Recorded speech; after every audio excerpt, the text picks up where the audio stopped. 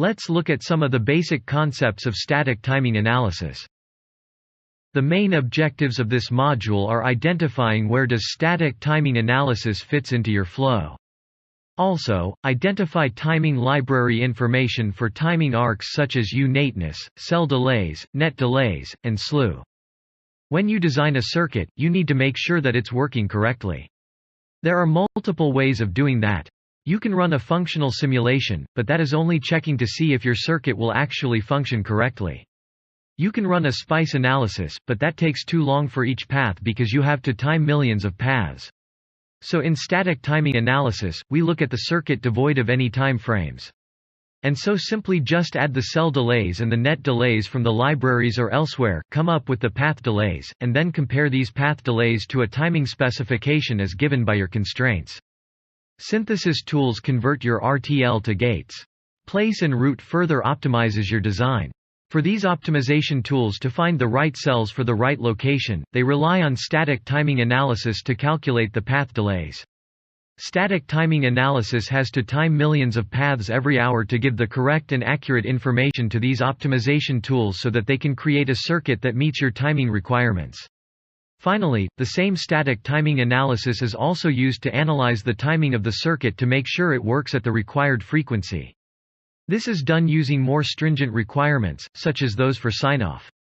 Each of these tools, which are considered sign-off tools, have different flavors or ways of doing their timing sign-off with different capabilities. This is a typical flow for your design. First, we specify circuit functionality and timing libraries. You'll then capture your RTL and write constraints. If we provide all this input to the synthesis tool, it will then convert this RTL to gates using the libraries. While doing that, the synthesis tool will try to meet the timing constraints. This is the first time after we use the synthesis tool, which is using STA internally to figure out what cells to use.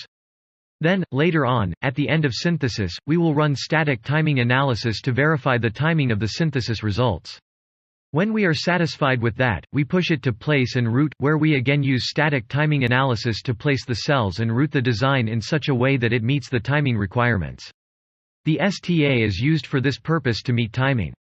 Finally, we run the final verification using sign-off tools to verify your design, if it meets your timing requirements, and then once we're satisfied, we push the design to layout. The timing engines that are built-in synthesis and place and route software provide a fast way of selecting cells so that the synthesis and place and route software can optimize the paths for better timing. They all have this function of providing the timing information to these tools. You also have the timing verification tools which provide the final sign-off after the design is synthesized or placed and routed. These timing verification tools typically sign off on all the different timing checks and constraints, whether the design is meeting the specifications or not. The timing tools or timing engines in synthesis and place and route often try to calibrate themselves to make sure that they correlate well with the timing verification tools. Timing libraries provide delays of cells, interconnects, also known as nets and wires. Apart from this, they also provide power and skew information. The STA tool uses this information to calculate the path delays and then verify these path delays against the constraint requirements that are provided. The standard format that is widely used in the industry is the Liberty format, also known as lib. There are other formats like ECSM or LBR that are used by different tools internally. Most tools accept the Liberty format or lib as an input. As we've seen before, the STA tool is calculating the timing path delays. These timing paths mainly consist of two basic elements. One is the timing arc in the cells and the timing arcs of the nets. The goal in timing is to restrict the path delay to a certain amount as specified by the constraints. In this example, we have a flop that provides timing check data. So, the checks are also part of static timing analysis. What are timing arcs? If a change on the input is causing a change in the output, then we have a causal relationship.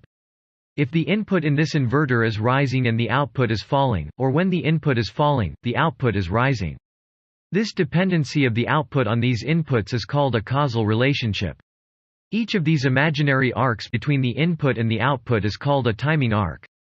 It's important to understand timing arcs so that you can determine the path delays correctly because not every arc is symmetric. The rising to falling arc is probably not the same as falling to rising arc.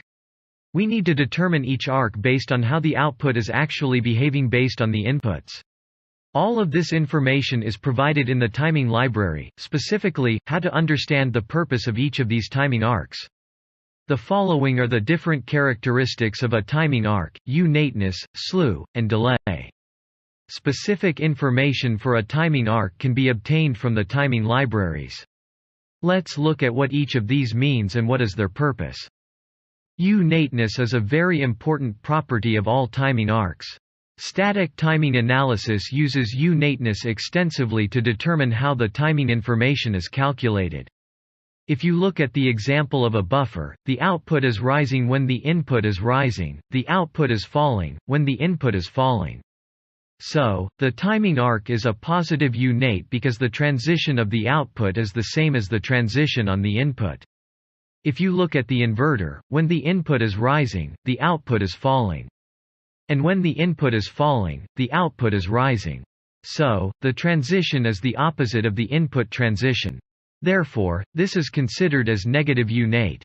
Some arcs, of course, can be non-U-nate where there is no relationship between how the output is changing against the input. But most of the time, you can easily determine the U-nateness of a timing arc by looking at the truth table of that particular cell. So, for a buffer, you can actually say it's going from 0 to 1, and the output is changing from 0 to 1 at the same time. So that gives you clues into how to determine the U-nateness of each individual timing arc in certain cells that are multiple inputs. We have to look at each timing arc to determine what the U-nateness of that particular timing arc is. So for every input-to-output relationship, that is one arc. Every input-output combination forms a timing arc. Here you can see the different arcs of a NAND cell and their corresponding library timing sense attributes. The timing sense of a NAND gate for the IN pin is shown as positive U-nate and the B pin is shown as negative U-nate. Each related pin under the timing section of the output pin represents a timing arc. U-nateness of the timing arc is specified in the library by the timing sense attribute. When the net B is rising, net Y is falling. Therefore, the timing arc is negative U-nate. When net A is raising, net Y is rising. Therefore, the timing arc is positive U-nate. Try the following activities to reinforce your learning.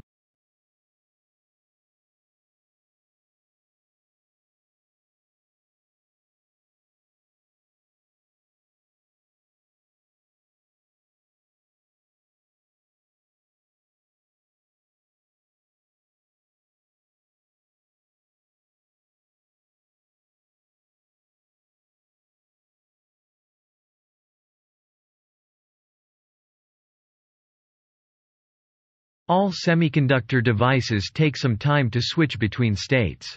Transition time is the time that a signal takes to change states from low to high or high to low. The picture shows signal rising from low to high and signal falling from high to low.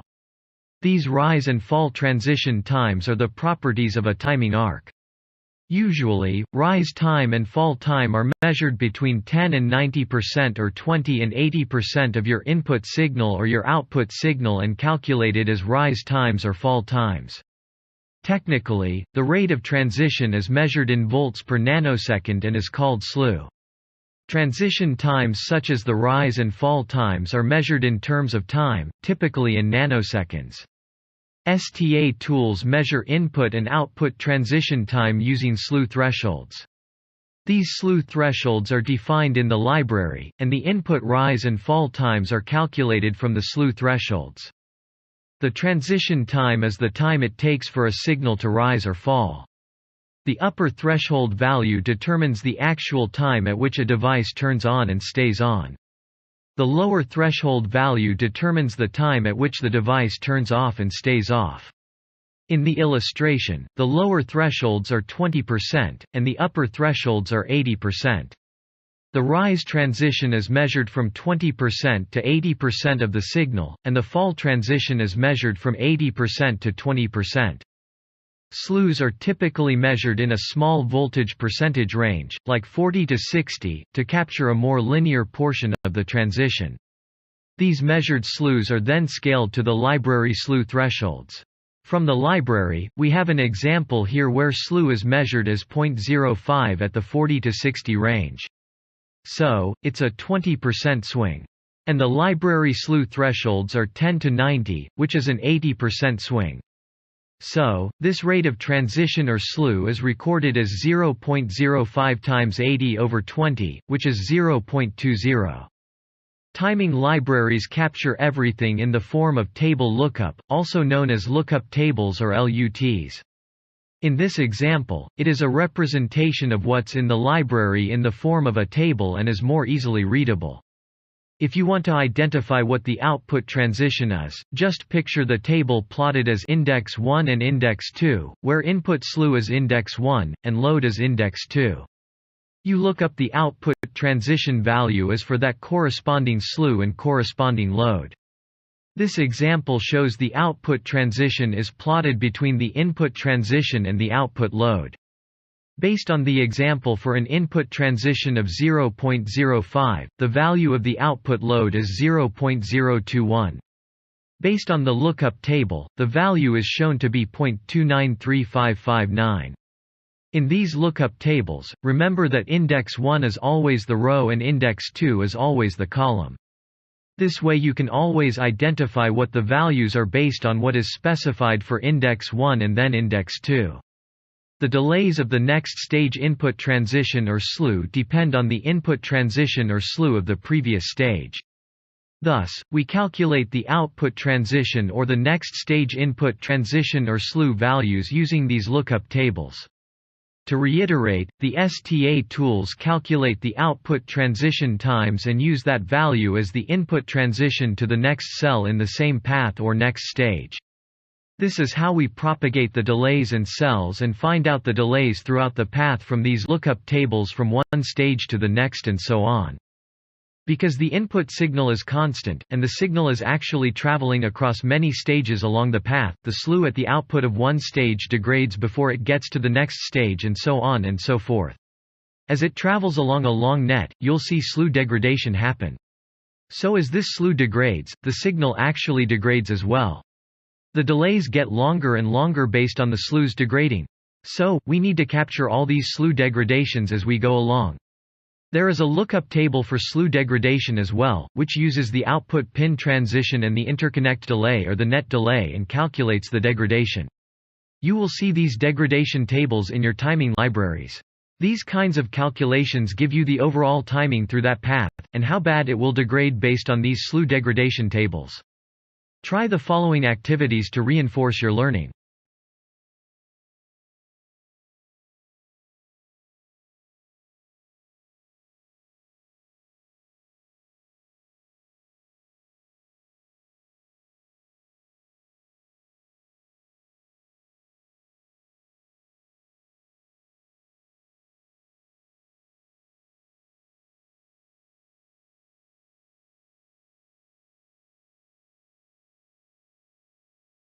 Depending on the process technology, different physical elements have different levels of contribution.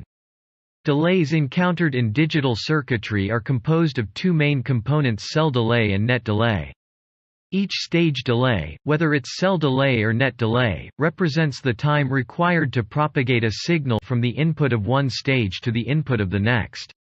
Historically, with process technologies above 90 nanometers, cell delay has been the major limiting factor in timing closure.